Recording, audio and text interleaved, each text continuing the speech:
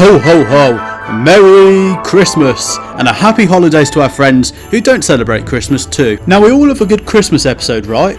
Well, I want to talk about my personal favourite Christmas episode, which is Toradoras episode 19, named simply Christmas Eve Festival. I know, millions of videos have probably been made on Toradora by this point. I mean, it's been out a few years, right? But it's a personal favourite of mine, and that's what I'm going to do, goddammit. All I'm saying is, we have the single greatest singing scene in anime history, with the cute doll-like tiger all dressed up, and Army. My god, what a spectacle to behold. But first, let's get into the episode, shall we? We begin the episode with Ryuji calling Kushieda to invite her to the Christmas party at school, whilst at the same time Tiger is shouting to get Ryuji's attention in the background, which can be overheard over the phone. There was significance in this because Ryuji rushed to finish his message in order to get back to Tiger, and this made something click in Kushieda's mind, that even though Ryuji was calling her, his priority was with Tiger, and that's where his heart was, and this will lead to her action later on in the episode, which I will go over in a bit, so stick around. Get a real sense of occasion and anticipation building up to something that's going to happen when we see Tiger all dressed up and when Ryuji has the suit Tiger gave him on. And once they arrive at the party, we see a surprisingly ripped Kitamura on stage. Like, damn, fair play, mate. And then Ryuji starts serving punch.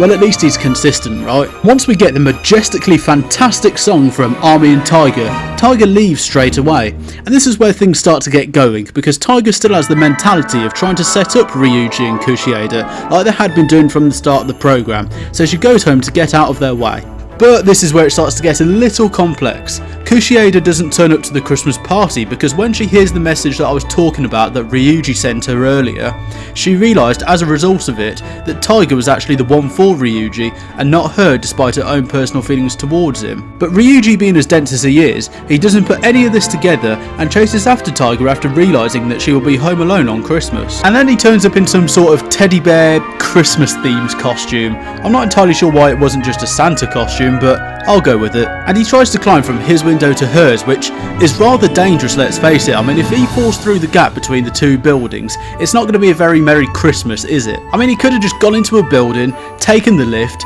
and knocked on a door. That would have been easy, much less risk. But hey, this is anime, right? They don't think of consequences, do they? So once he's safely inside, he manages to cheer Tiger up with the costume. However, she ushers him to go back to the party to spend time with Kushieda, who actually isn't there. But as soon as Ryuji leaves again, in a single moment it clicks in her mind that Ryuji has always been the one for her, and we get a bunch of flashbacks to the time Tiger and Ryuji have spent together up until this point, followed by the scene that will rock you to your very core, Tiger howling Ryuji's name in the middle of the street.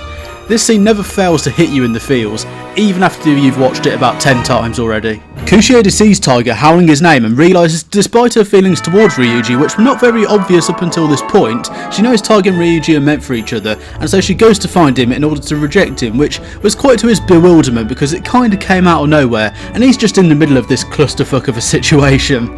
Honestly, these anime characters don't know how fortunate they are to have these kind of women troubles. And that's basically the end of the episode, and we get that glorious song that Tiger and Army sang over the credits. I think what made this episode so special as far as Christmas episodes go is that it was actually used to progress the plot, and it was a crucial turning point for the characters and the story. Very often Christmas episodes are just episodes where you see the characters do something outside of the normal high school, college, work environment, and they have no real significance to the overall story, but this one does. So what is your favourite Christmas anime episode? Do you have certain animes you watch every year around Christmas? Please let me know in the comments, and thank you for watching.